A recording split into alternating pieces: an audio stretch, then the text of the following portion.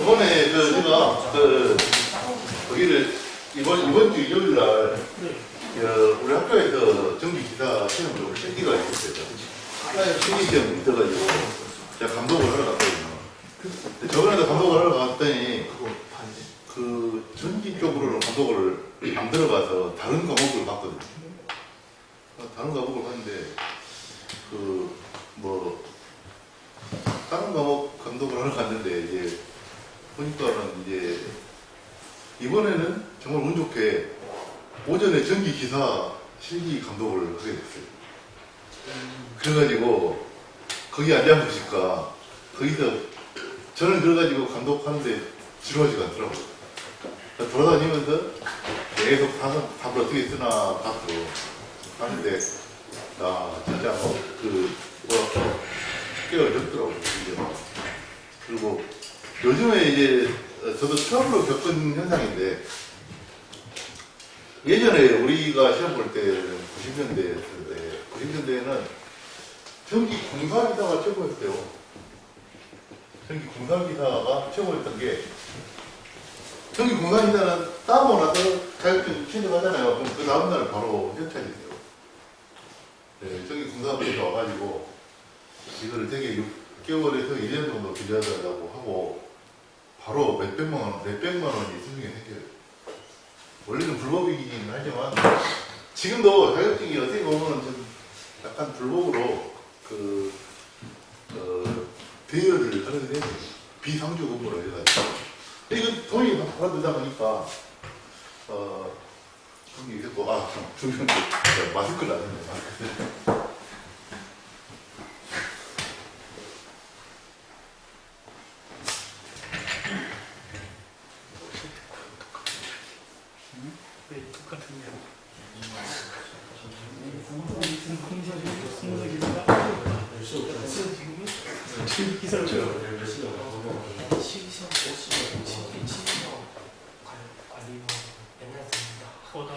시험 보면서 들었어.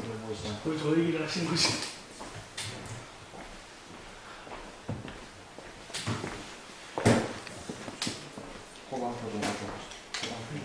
항상 서분이야.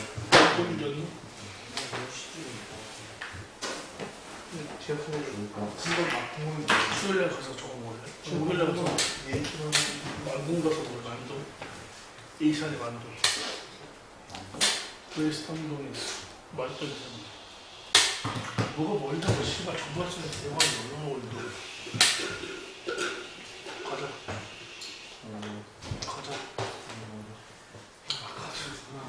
돈가스 오고 싶다는 씨발.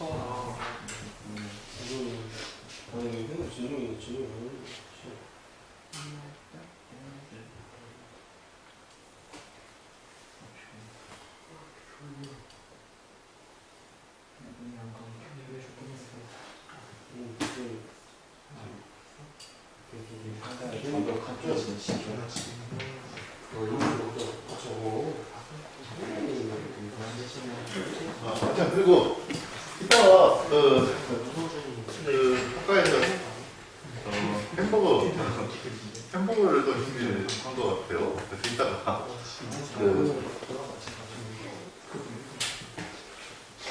그때 수업 끝나고 그러면 어떠세요? 이거 수업 끝나고 하면?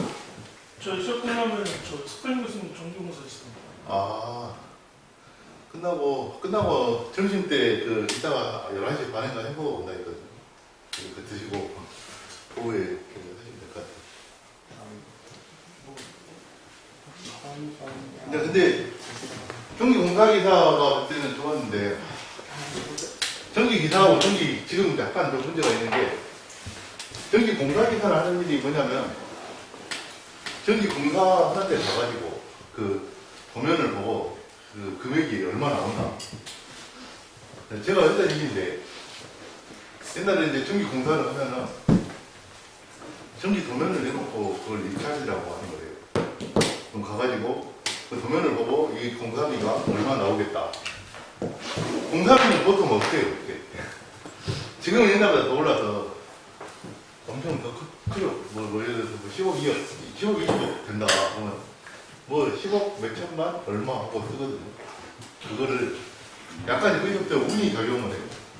그 시험 보듯이 들어가서 이거를 쓰고 원래 공사하는 사람은 그거를 공사 설계를 할 때부터 설계자한테 이거 돈 얼마 주겠냐 물어봐요.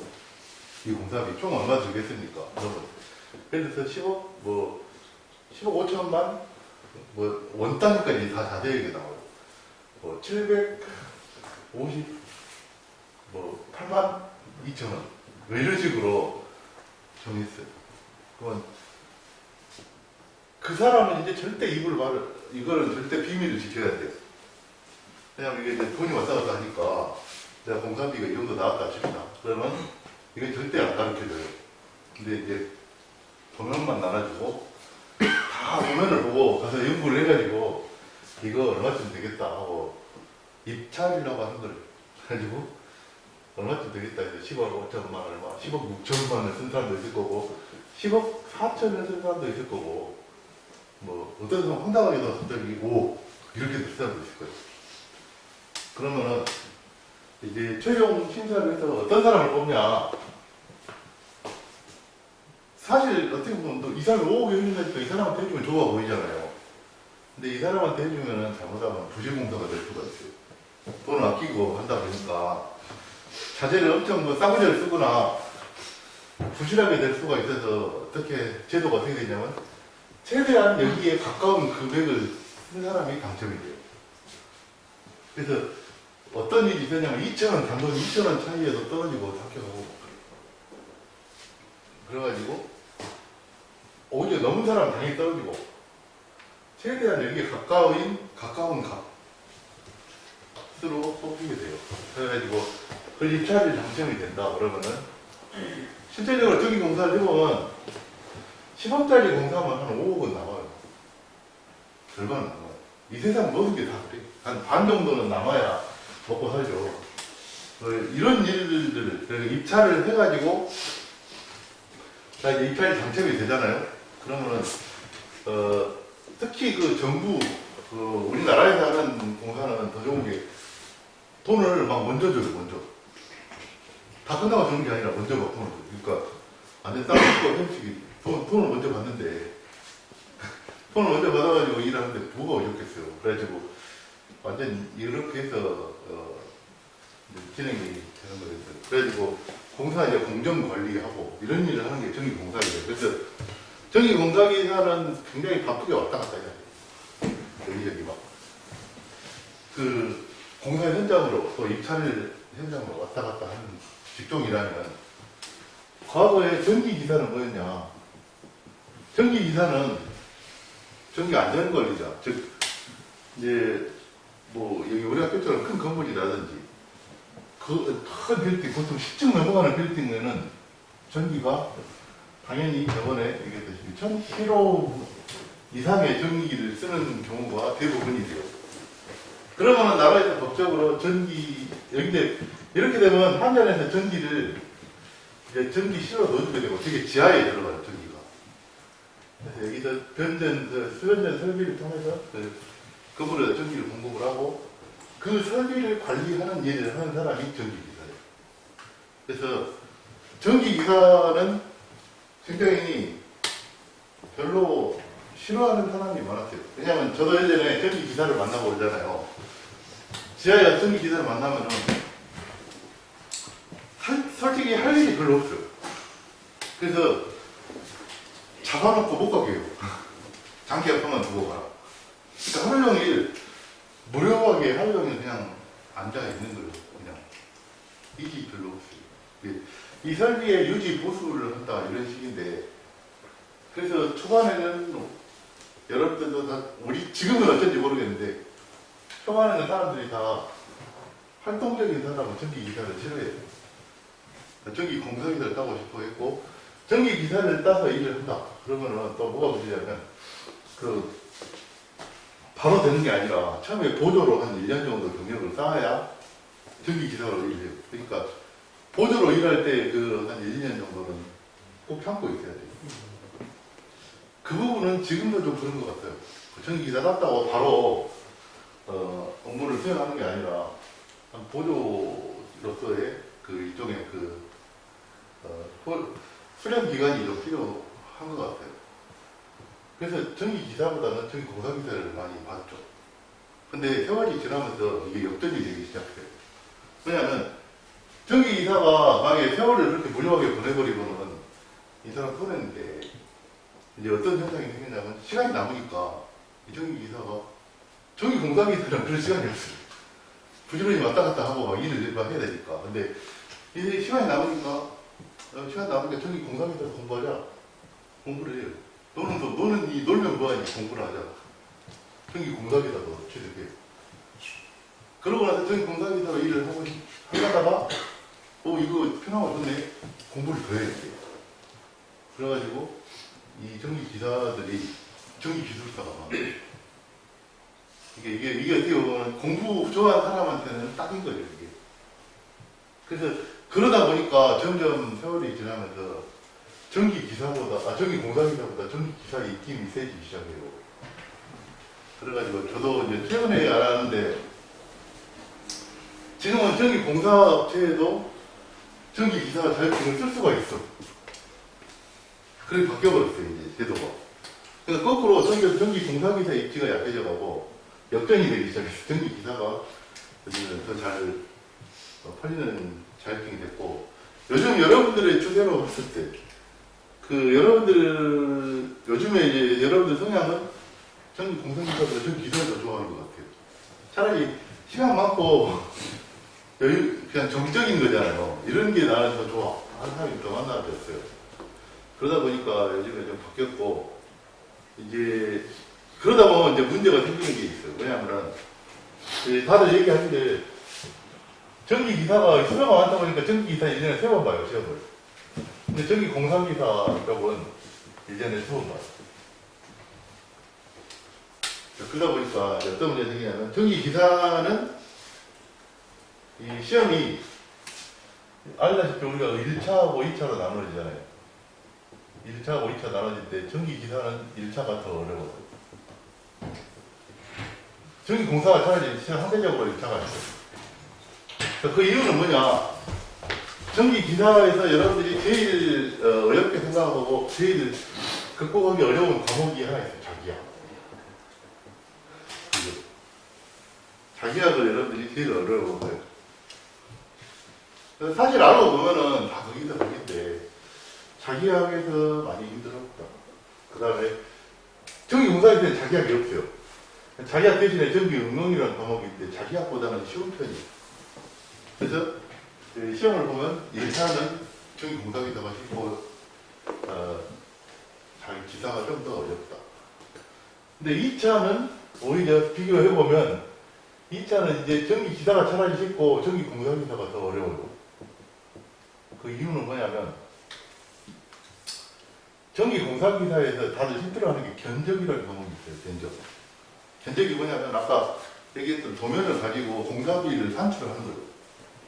공사비를 산출하는 거는 그냥 대충 간 게 아니라 자재비, 그리고 인건비 계산하고 뭐 일반 관리비, 뭐 공구, 선적, 감가, 상각비 뭐 이런 것들이 있어요. 공구가 뭐 망가진다, 또 세월이 지나면서 가격이 떨어진다, 뭐 이런 감가, 상각비 이런 거를 막 계산을 퍼센트로 계산해서 답을 내는데 중간 과정에서 실수를 한번 삐끗 하면은 최종 공사비가 다른 금액이 나오게 되죠. 그러면 거기서 틀려지면은 보통 이런 문제가 배점이 한 15점 이상 돼요. 1차든 2차든 전부 다 60점 맞아야 되거든요. 60점 맞아야 돼요. 그래서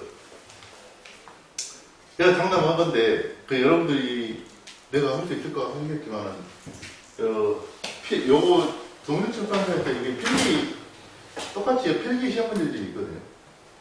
요건 실기인데 필기 시험 문제집이 있어요. 그거를 구입을 하면 뒤에 독립출판사에서 강의 볼 수 있어요. 그게 이제 관련도 문제가 작년 2019년도까지 나와 있을 거예요. 그래서 보통 한 10년간 정도를 보게 돼요. 10년간 관련도 문제를 보게 되는데 전기기사 시험 문제가 100문제잖아요. 회자기 전응설에서 그 회로, 자기, 기기, 속매전, 전력, 설비 이렇게 5과목이에요. 기사는.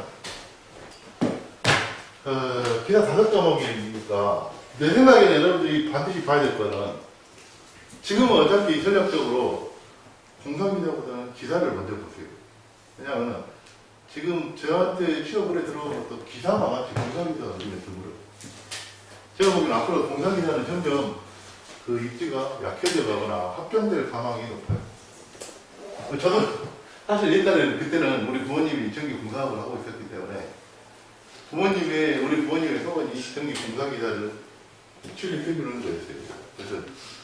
그래가지고 전기 부모님의 소원을 들어는 드렸죠. 결국에는. 그랬는데 어쨌거나 지금은 전기 공사기사보다 기사가 더 좋다. 그래서 5과목 회로 자기, 기기, 전력, 응용, 설비 이게 20문제씩 5과목이 있다고 100문제란 말이에요. 그러면 2019년 3번 본 거 1년에 300문제겠죠. 그러고 고강이 10년간 하니까 총 300문제를 봐야 돼요. 근데 제가 저번에 얘기했듯이 제가 경험해 보니까 힘들겠지만 하루에 100문제는 보자. 하루에 100문제씩은 보고 동영상 보면서 해설을 이해를 해보자. 처음에는 뭔 말인지 모를 수 있어요. 근데 이제 자꾸 물어보고 원리를 이해하다 보면은 처음에는 여러분들 시험 보면 그래도 들어서 기본 가능이 있어서 평균이 한 30점에서 40점 사이 될 겁니다. 30점 정도 나올 거예요, 제가 보기에는.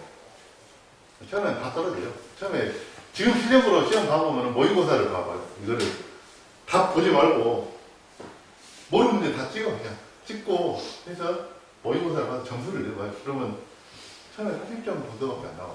그래가지고 동영상 강좌를 막 보면서 자꾸자꾸 이런 거였구나. 이해가 안 되면 물어보시고요. 이해가 안 되면 저한테 물어보세요. 어제도 누가 졸업생이 막 카톡으로 막 찍어서 막 문제 물어보고 그러더라고요. 문제 물어보면은 이제 이런 게 있어요. 왜냐면 그 친구가 물어보고 싶으면 이 문제집에서 해석이 안 돼 있는 부분도 있어요. 그래서 새로 추가로 해서 알려주기도 하고 하는데 어쨌거나 이렇게 해서 쭉 보다 보면 제 생각에는 분명히 2015년 즉 한 1500 문제쯤 다뤄보잖아요. 2015년까지 거슬러 왔어요. 이제 한 역순으로 이렇게 거꾸로 돌아가있잖아요. 바로 정년부터 거꾸로 돌아가있잖아요. 그래서 2015년쯤 오면은 이제 점수가 올라가기 시작해요. 분명히. 어느 정도 올라가냐면 이때쯤 되면은 평균이 60에서 70점 사이 간당간당하게 될 거예요. 아니다. 50에서 60점 사이쯤 될 거예요. 그래서 어떤 때는 턱걸이로 합격도 하고 떨어지기도 하고 그래요. 근데 제가 분석을 해보니까 이게 있더라고. 왜냐면 아까 자기가 열렸다고 했는데 그게 아니고 의외로 여러분들 암기력이 좋으면은 이거는 설비 과목을 암 외우는 거잖아요. 의외로 설비에서도 점수가 과락이 뭐냐면 40점 이하 맞아버리면 다 떨어지는 거예요. 설비에서 뭐 30점 맞아버렸다 그러면은 나머지 100점 맞아서 다 떨어지는 거예요. 그러니까 전체적으로 다 평균이 60점 나와야 되고 40점은 최대한 넘겨야 돼요. 그걸 과락이라 그러니까 40점은 맞아야 돼요, 최소한. 근데 하다 보면 어떤 게 있냐면 전체가 다 어렵지는 않아요. 신기하게 그러더라고요. 어느 시험은 자기하기 엄청 어려웠어요. 근데 나머지는 다 쉬워. 그래가지고 자기하기 40점 맞았어요. 그래서 겨우 과락을 내냈어요. 근데 회로도 너무 쉬웠어. 80점 맞으면 어떻게 돼요? 회로가 너무 쉬웠어요. 예를 들어서. 그러면은 이 합계가 평균이 60점 되죠. 이런 식으로 돼요. 여기는 70점 맞고, 여기는 75점 맞고, 여기는 65점 맞고, 이런 식으로 해도 75점 맞고 이러면 아슬아슬하게 나중에 평균 내보면 딱 60점 턱걸이에 걸리기도 하고 그래요. 겨우겨우. 그런 식으로 될 거고요. 한 10년쯤 다 풀어가면 그때는 60점에서 70점 정도에 도달하게 돼요. 진짜 그래요. 어떤 사람이 하더라도 결과는 똑같아요. 그래서 이 10년분을 일단 한번 돌리는 게 중요해요.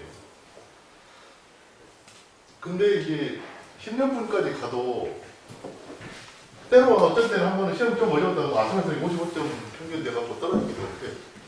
그럼 어떻게 해야 되냐? 방법이 이제 여기까지 진짜 착실하게 잘 해왔으면 날마다 안 거르고 100문제씩 쫙쫙쫙쫙 나눠서 그렇게 해왔으면 100문제씩 쫙 해서 여기까지 와갖고 막 시간이 남아 돌았다. 다 여기까지 다 왔는데 이 정도더라. 그러면 다시 한 번 더 돌았다. 또 처음부터 다시 한 번 더 봐. 그러면 이제 아까보다 분명히 이제 점수는 보통 60점에서 70점, 여기는 70점에서 80점대 막 됐어요. 근데 저도 솔직히 저도 고려하는데 저도 이거 시험 문제 풀어보잖아요. 제 최고 기록이 85점이에요. 100점은 절대 맞기 힘들어요.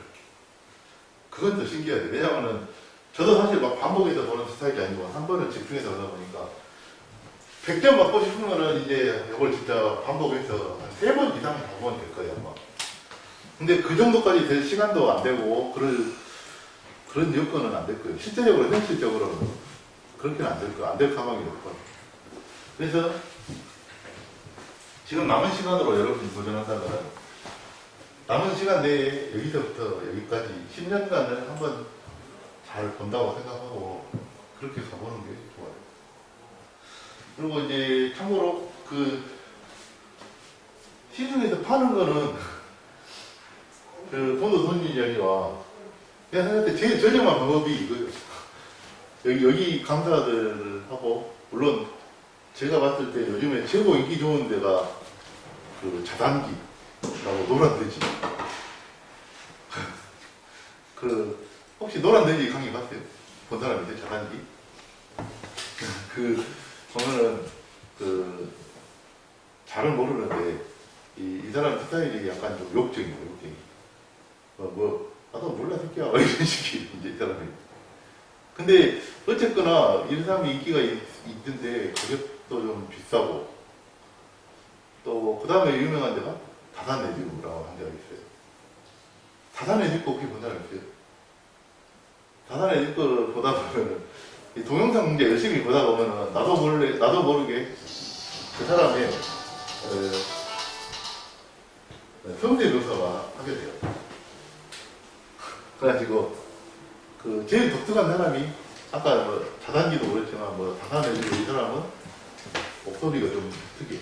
그런데 이게 문제가 어떻게 되냐면 막 이런 식으로 하죠. 그리고 이거 이걸 보면은 여기서는 이제 정용걸이라는 분이 강의를 해요. 무지개꿈 교육원에 있는 사람인데 이제 이 사람은 제가 보니까 어차피 이거는 시험 문제하고 관계없는 건데 이분은 좀 감화를 했어요. 원래는 대벌리셨던 것 같아요. 근데 이제 이 사람은 약간 좀 속된 말로 약간 좀 정통으로 밝히진 않아요. 그러니까 차라리 늦게 나올 수도 있어요. 왜냐하면은 자기가 회로 강의를 하는데 그냥 아예 까놓고 얘기를 해요. 이 문제 풀지 말라고. 걸러버려요. 한 4-5문제는 이거는 나오면 풀려버려라. 그게 맞는 얘기긴 해요. 너무 쓸데없이 복잡하고 어려우면 걸려버려야 된다는 거예요. 자, 아무튼 그렇게 해서 1차를 통과했다 하고 이제 2차를, 대망의 2차를 보러 가려니까. 2차를 보러 가면 이제 저 어저께 얘기했던 것 중에 하나가 그런 건데 이번 주 일요일날 보러 갔더니 전기 기사인데 이게 2차가 저거 쉽지 않아지는 게 전기 기사가 자꾸 전기 공사 영역까지 들어오다 보니까 견적 문제가 있더라고요. 그래가지고 이게 무려 16점짜리 견적이 있더라고요. 그러면 시험장에서 선생님이 받는 압박은 어마어마한 거예요. 왜냐하면 이 견적이라는 게 기존에 나왔던 문제가 아니고 새로 나온 거거든요. 그래가지고 전부 다 수험생들이 다 당황하더라고요. 보니까. 그래가지고 여기서 한 16점이 날아가면은 이것도 60점 맞아야 되거든요. 그러면은 벌써 이거 다 날아가면 84점 남잖아요. 근데 또 보니까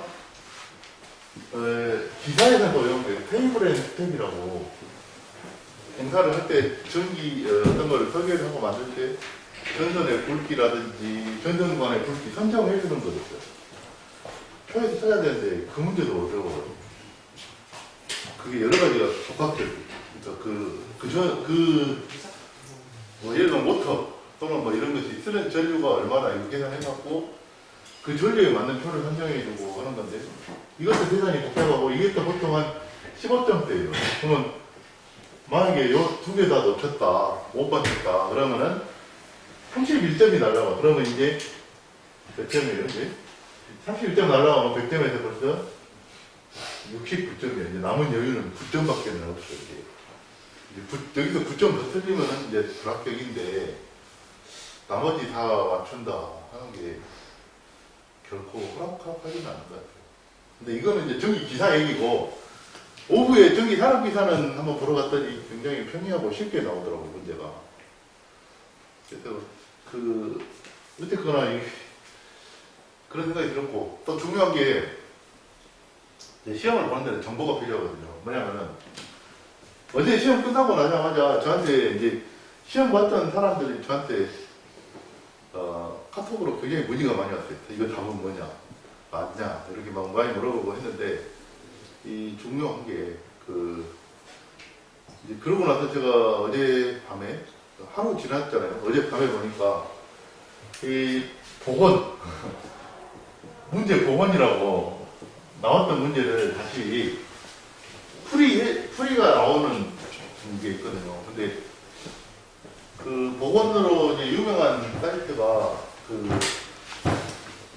제가 동영상 강의 사이트 중에서는 좀 이제 제가 좀 이거 강의 좋다 하고 생각했던 것 중에 한 사람이 김대호라는 사람이 있어요. 김대호. 그냥 김대호.com 쳐도 나와요. 이 사람도 강의 비싸요. 이 사람도 최소 한 50만원, 60만원 정도 해요. 근데 이 사람은 좀 특이한 게, 제가 아는 지인도 이 김대호.com 강의 듣고 합격을 했는데, 이제 어떻게 하냐 했더니, 이분이 그 열정이 대단한 것 같아요. 매일 밤 12시에 라이브로 채팅을 해요. 카카오톡으로 채팅하면서 질문을 바로바로 하면 그거 보고 바로바로 대답을 해주는 라이브 강좌를 하면서 채팅을 해요. 여기 사이트에 가면 여기 사이트에도 가면은 문제 복원해가지고 풀이해주기도 하고요. 그런데 저번에 얘기했던 한솔 아카데미 여기도 제가 봤는데 유튜브에 지금 문제 복원해가지고 바로 강의하고 있더라고요. 어제 또 저한테 문의했던 학생 중에 하나가 아주 올바른 학생이 하나 있더라고요. 왜냐하면 이제 그 친구는 지금 편입을 했어요. 편입을 해갖고 목표를 아예 기사로 잡고 있어요. 그래서 지금 기사를 볼 거다. 근데 이제 1차하고 2차를 같이 공부를 하고 있어요. 그 정신이라도 아주 훌륭하죠. 1차, 2차 같이 보겠다. 그렇게 생각하고 미리 잘 대비해서 공부한다면 굉장히 좋을 것 같아요. 사실 합격이냐 불합격이냐 이 자체 때문에 뭐 많이 괴롭기도 하겠지만 저는 좀 그런 생각이 들더라고요. 1차 시험 볼 때도 가장 최고의 뭐라고 해야 되지? 뭐라고 표현하나? 최고의 기쁨이 느껴질 때가 언제냐면 이 문제 몰라서 찍었는데 맞을 거예요. 그때가 제일 기분이 좋죠. 나중에. 그래서 막 모르더라도 찍어보고 아니면은 최대한 찍는 감을 유출을 해봐야 돼요. 1차는 객관식이다 보니까 답이 아닌 건 제껴놓고 답 추리는 연습을 많이 해보는 필요가 있어요. 그렇게 해서 잘 몰라도 이걸 맞췄다. 그러면은 굉장히 그 자체로서 보람이 좀 느껴질 거예요. 근데 이제 2차는 꼼짝없이 주관식이다 보니까 그런 꼼수가 통하지는 않죠. 그걸 어쩔 수 없는 거예요. 그리고 어제도 봤더니 어차피 기사에서 수면전 설비라는 문제는 안 나올 수는 절대 없어요. 바로 저번에 우리가 했던 그 문제 있잖아요. 저번에 풀어봤던 문제. 그거 또, 그거랑 거의 또 비슷한 유형으로 또 나왔었어요. 그러니까, 이 휴즈에 대해서도 또 문제가 또 나왔어요, 또. 휴즈 기사 시험에서 산업기사 시험에서 또 나왔는데, 이제 휴즈의 전격 전압은 얼마냐. 그리고, 휴즈의 전격 전압은 얼마냐 하는 거고요. 그 다음에, 또, 뭐 있었더라? 그 다음에, 휴즈의 전격 전압, 전격 전류. 그런 거 물어봤었고요. 또, 휴즈의 단점을 써라. 단점을 두 가지 써라. 이게 이제 파워 휴즈잖아요, 이제. 그건, 무조건 다들 막 책 보고 땡겨서 외웠단 말이에요. 근데 이제, 여기 자세히 보면 전격 전압이 써져 있어요. 원래 이게 22,900V니까 22.9kV에 쓰는 건데, 전격 전압 얼마냐면 24kV. 여기 써져 있어요. 여기 24kV라고 써져 있어요. 여기.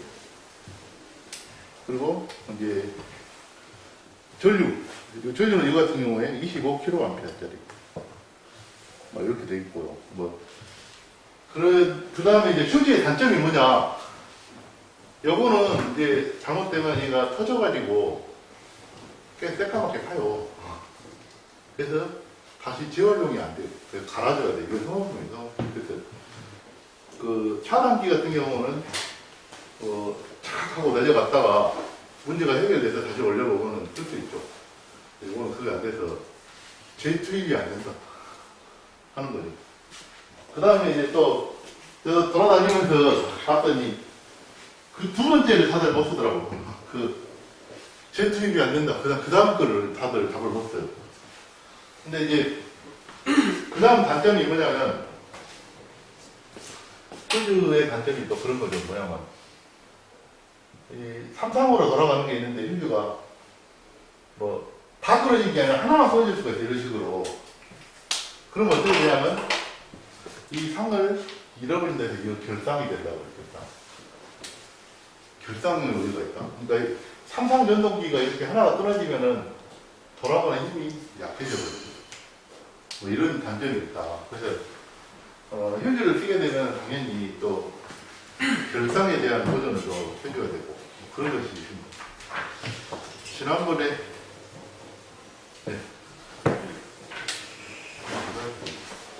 지난번에 2019년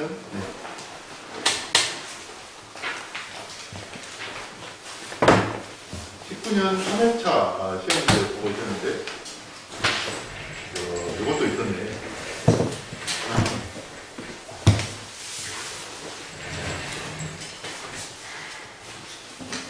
아이고야, 내 책을 잘못 바꿔버렸어. 정현씨 바꿔버렸어. 20년도. 책 이것만 보고 책을 잘못 바꿨네, 내가. 19년도 그거 보고 있었는데.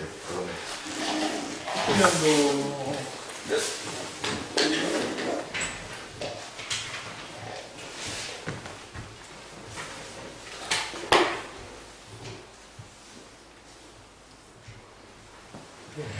년도에 8번 보고 있었는데 8번이 1번, 2번 얘기 저번에 했었고 LA 파워퓨즈하고 LA 했었고 어차피 LA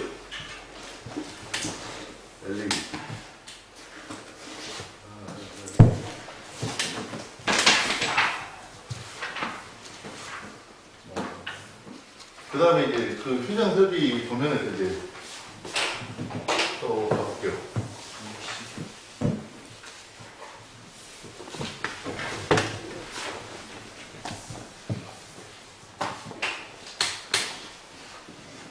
이런 모양으로 되면 이게 휴즈 전용 이게 파워 퓨즈라고 해서 PF. 그 다음에 여기서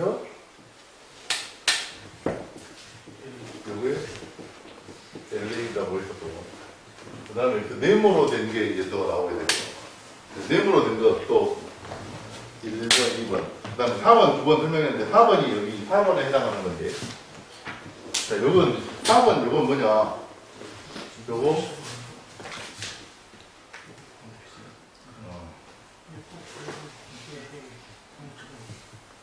요거 MOF예요. MOF.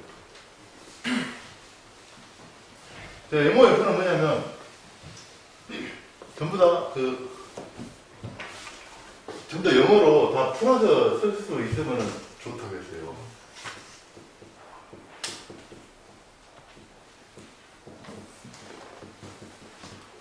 메터링 아웃핏. 뭐냐면, 메터링이 뭐냐면은, 측정을 한다는 얘기가 돼요. 그러니까, 측정을 하기 위한 출력을, 맞춘다는 얘기죠. 측정을 하기 위해서 피트가 맞춘다는 얘기잖아요. 측정을 하기 위한 출력 맞춤. 이게 뭐냐면은, 요게 이제 단선도라고 해서 전선이 한 개짜리인데요. 원래는 22,900V는 전선이 전부 다 원래는 3개예요. 그래서 원래 이건 약식으로 줄여서 그린 거고, 원래는 이렇게 돼 있어요.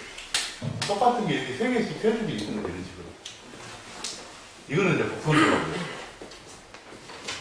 이걸 보고, 아까 LA가 뭐 이런 식으로. 그래서 원래 3개가 이렇게, 3세트가 있는 거죠, 이런 식으로. 이런 식으로 되어 있는 거죠. 그러니까 이거 뭐냐면 22,900V 오는데 메터링 MOF는 그야말로 한전에서 전기세, 전기 요금 받으려고 만들어 놓은 거예요. 요거 갖고 그러니까 건물 전체의 전기 요금을 받아가요, 한전에서는. 그래가지고 여기서 이제 건물 전체의 전기 요금을 받는데 22,000 그러면 전력을 측정을 해야 되거든요. 전력 양을 측정을 해야 되니까 와트 아워로 측정을 해서 전기 요금을 매겨야 돼요. 가정용 전기도 마찬가지거든요. 가정용 전기도 뭐 우리가 한 달에 5kg 썼다. 그러면 뭐 전기 요금 몇만 원 이런 식으로 나오는 식이 있는데 이제 우리 학교쯤 되면은 전기 요금이 어마어마하죠. 뭐 거의 어느 정도 될까? 보통 몇천 킬로와트 이 정도 쓸 거예요. 우리 학교 같은 경우는 이제 한 달에. 이렇게 전기 요금을 받아가야 되는데 전기 요금을 받으려면 일단은 와트를 측정을 해야 돼요. 전압하고 전류를 측정을 해서 이걸 곱해주면은 와트가 되니까 와트를 측정을 해야 되는데 22,900V를 측정하기 위한 전압계를 만들려면은 거의 크기가 거의 이 방만 해야 될 거예요. 전압을 어떻게 측정을 하는 거냐면 원래 전압 측정하는 원리가 그런 거거든요. 뭐냐면 일종의 모터 똑같아. 이 모터를 놓고 여기다 바늘을 놔두는 거예요. 그래서 여기다가 전류를 흘리면 여기 전류가 들어가니까 모터처럼 이거 왼 돌아가려고 그래요. 이제 자석 타입이 있는 거예요. 그래서 안 돌아가게 여기다가 이런 형태의 스프링을 달아놔요. 그러니까 왼 돌아가고 싶은데 스프링 때문에 못 가고 이 정도 갔었다면 멈춘다. 그럼 그때의 이 전류 전압값을 환산해갖고 얼마 이렇게 뜨는 거거든요. 근데 22,900V를 이렇게 만들려면은 엄청 크게 만들어야 돼. 전선도 엄청 굵은 거 써야 되고. 그래서 어떻게 하냐면 변압기의 원리 알고 있을지 모르겠어요. 변압기. 변압기라는 게 원리로 이제 말하자면 어떤 거냐면 여기다 코일을 이렇게 감아가지고 1차 코일, 2차 코일 이렇게 얘기를 해요. 여기다가 만약에 여기다가 1000번을 감았어. 이걸 1000번 감고 2차에다가는 100번을 감았다고 합시다. 그럼 어떻게 되냐면 1차에 전압이 220V를 줬다. 그러면 2차는 어떻게 되냐면 이 10배로 줄어든 거잖아요. 10분의 1배가 된 거지. 그러면 22V가 나오게 돼요. 이게 이제 변압기의 원리예요.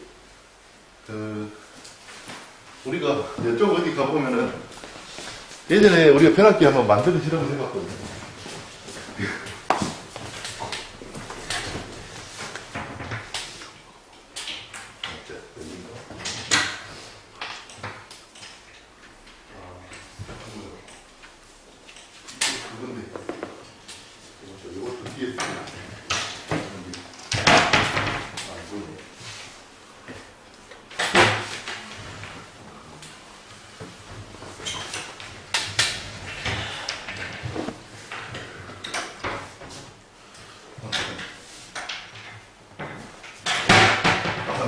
아무것도 안 보이네. 그냥 올라가니까 안 보이네.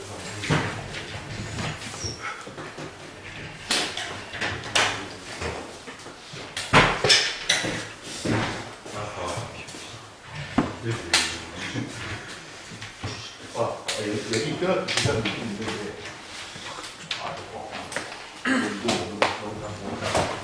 만들었던 것도 안 보이네. 몇 개나 먹었는데.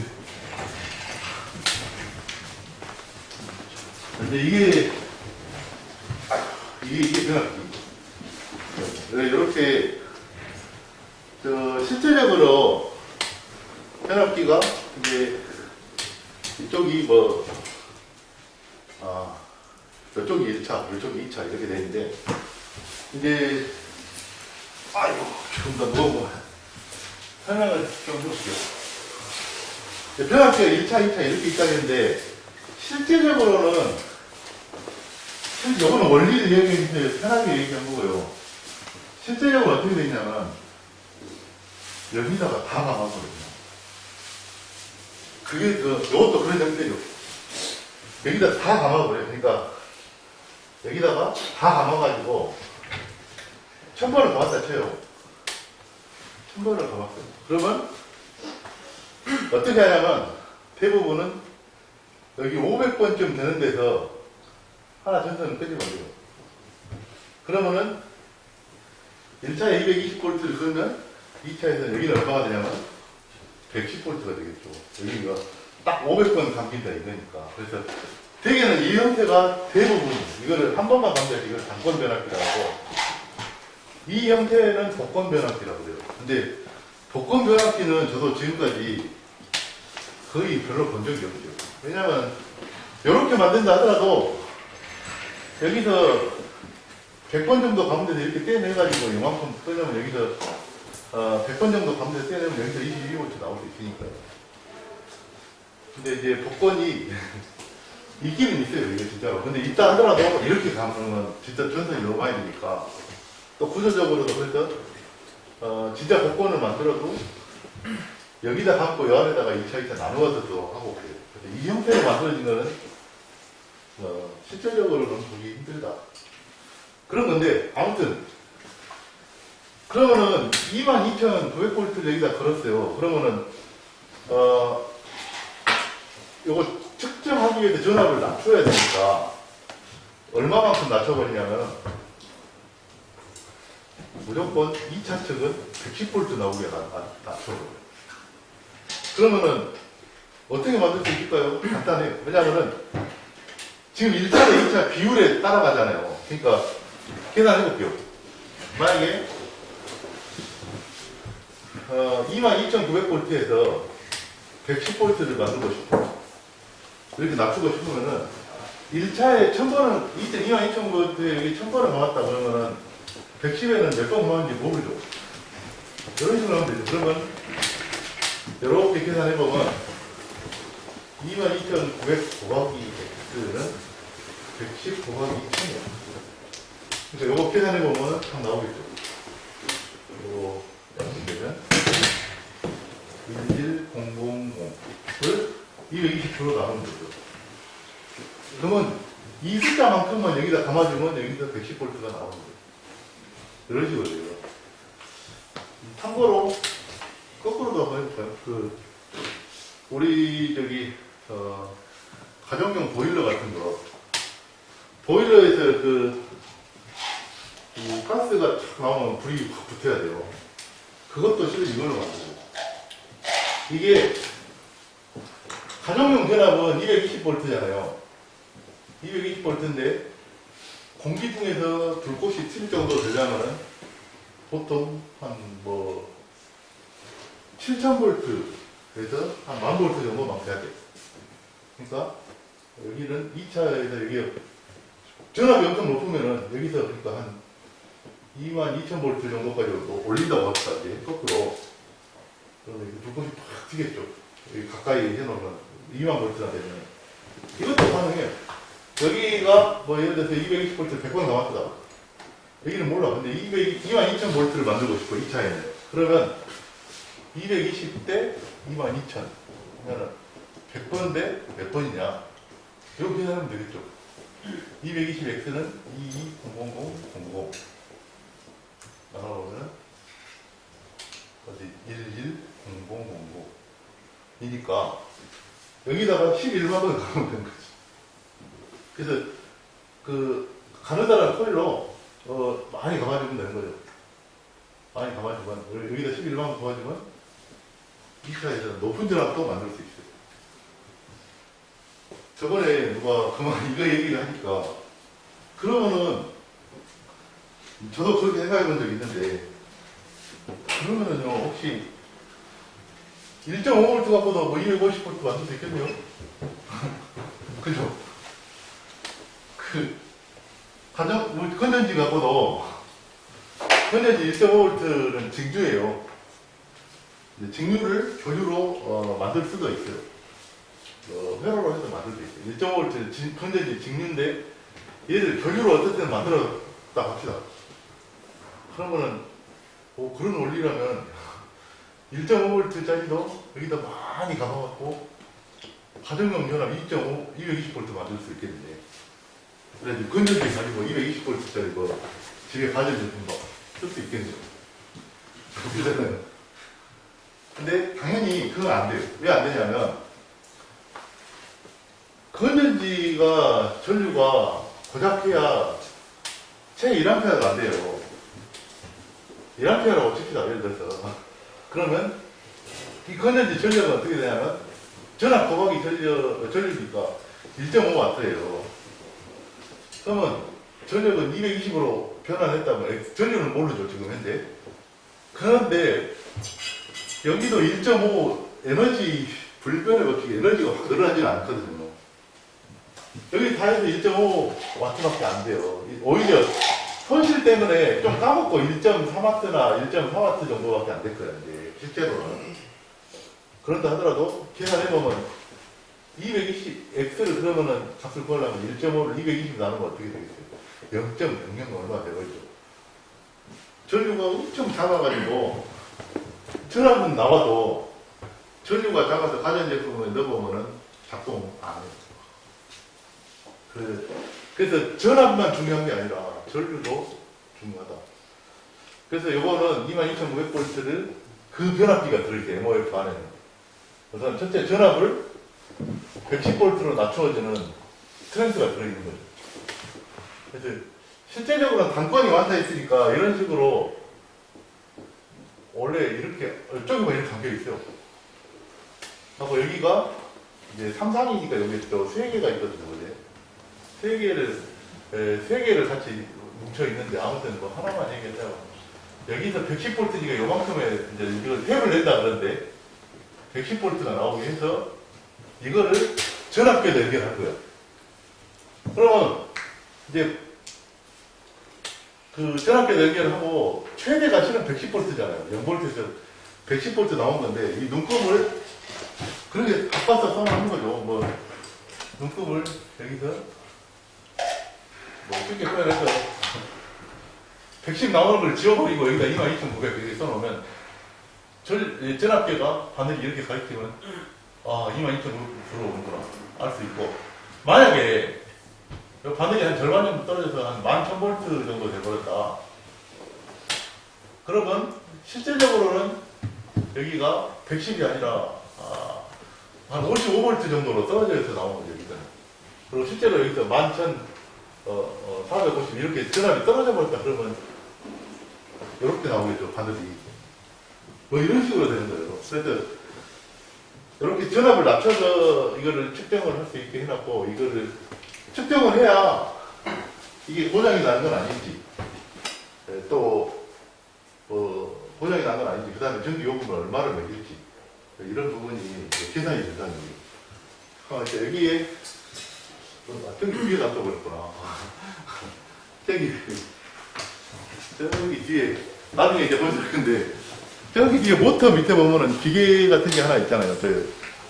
저게 이제 실제로 그 수변연반에 쓰이는 여러 가지 이제 보호 장치도 들어있고, 요즘에는 이제 점점 이제 전력 측정도 이렇게 한꺼번에 하게 됐어요. 아, 근데 10분이 오버돼 버렸네. 좀 늦었지만 지금부터 좀 10분만 쉬고 또 그 다음에 전자수교 지금 다시 또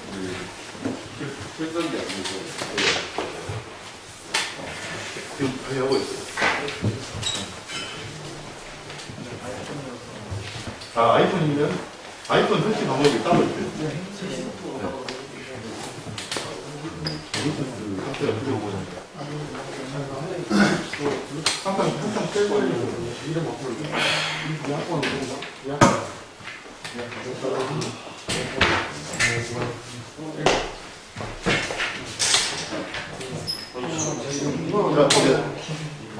자, 지금 안 된 사람이 권태우, 김민기, 김태희, 이민기, 장병원, 하면서.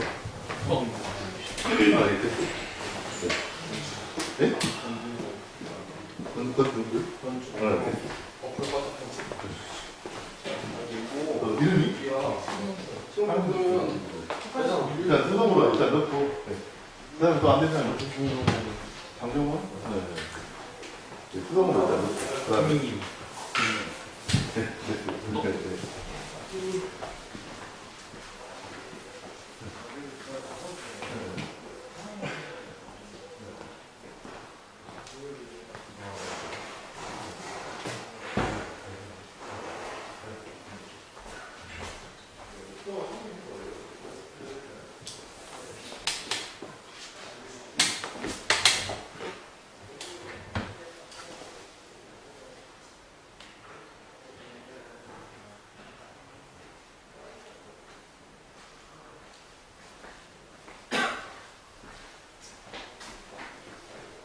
저희 야외신터에서 밥 먹어도 되겠다. 응? 야외신터에서도 밥 먹어도 되겠다. 시를 먹지 말란 말이야, 이제. 소식이 없네. 시작을 이렇게 했는데 병신 새끼야. 숨 마시네.